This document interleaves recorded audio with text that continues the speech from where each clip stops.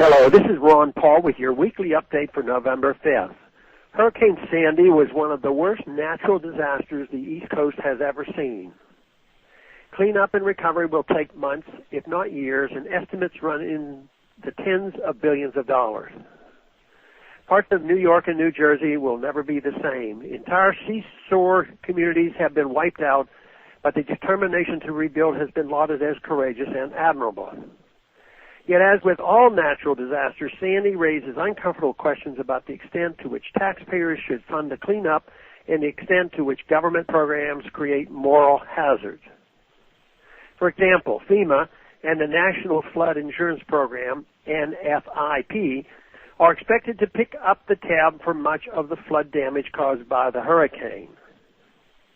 Of course, this will mean more federal debt and inflation for the rest of us, since the program only has about $4 billion to work with and is already $18 billion in debt from Hurricanes Katrina and Rita.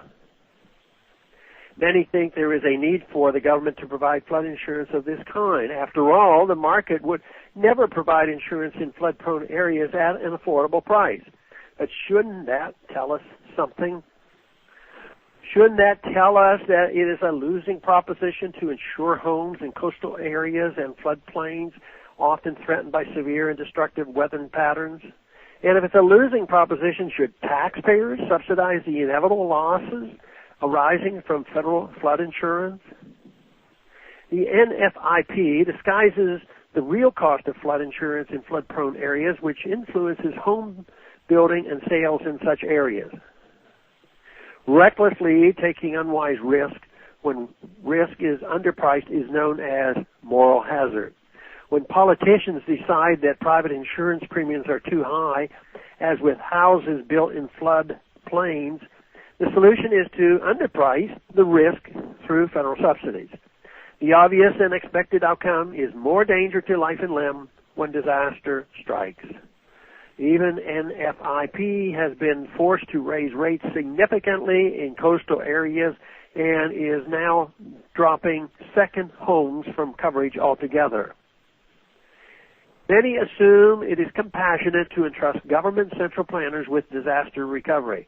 However, the greatest compassion brings results, not just good intentions.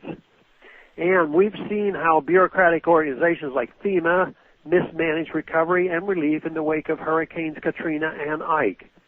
Organizations such as the Red Cross and private companies like Home Depot and Duracell have already stepped in admirably to help those in need, and we can only hope FEMA has learned this time not to impede and frustrate private efforts as they have in the past. Above all, my thoughts and prayers are with the victims of Hurricane Sandy in this tremendously difficult time, and hope they can get their lives back together as quickly and seamlessly as possible. Thanks for calling this update. A new update is placed on this number, 888-322-1414 every Monday. The written text can be found on my website, www.house.gov/Paul, under the heading Texas Straight Talk. Thanks for calling.